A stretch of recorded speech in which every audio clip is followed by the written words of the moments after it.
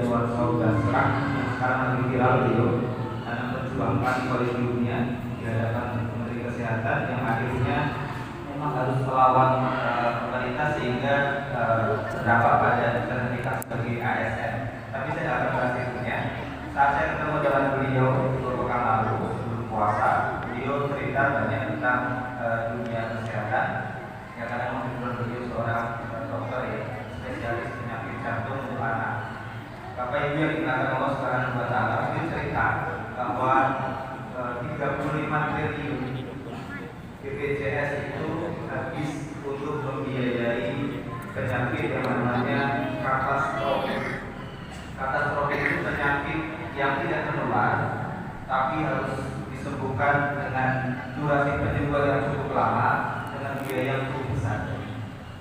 Saya juga buka data BPJS tahun 2024, penyakit katastrofik yang dibiayai oleh BPJS yang besarnya sampai 35 triliun apa saja.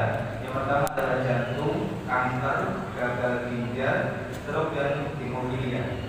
Lalu saya juga baca riset lagi, sebab penyakit ini apa? Ternyata kalau kita lihat pemicunya salah satunya adalah usia.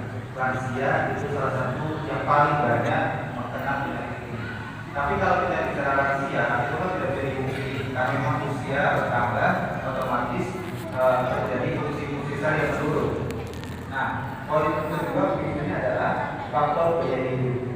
Beliau cerita faktor biaya hidup yang paling besar di Indonesia adalah soal makan dan minum. Dan makan minum yang paling parah itu penyebab menjadikan diri kita adalah obesitas efek. Ya.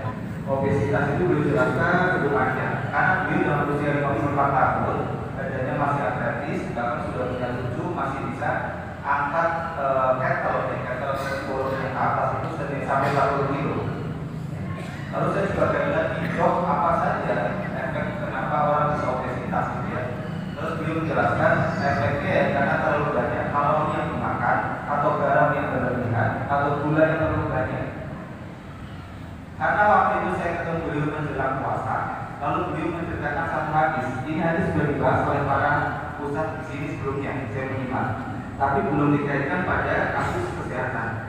Asya mujuna itu maknanya adalah puasa itu sebagai perisai. Dalam literasi kalau kita bahas, kita baca dalam kitab yang nama perisai itu tameng.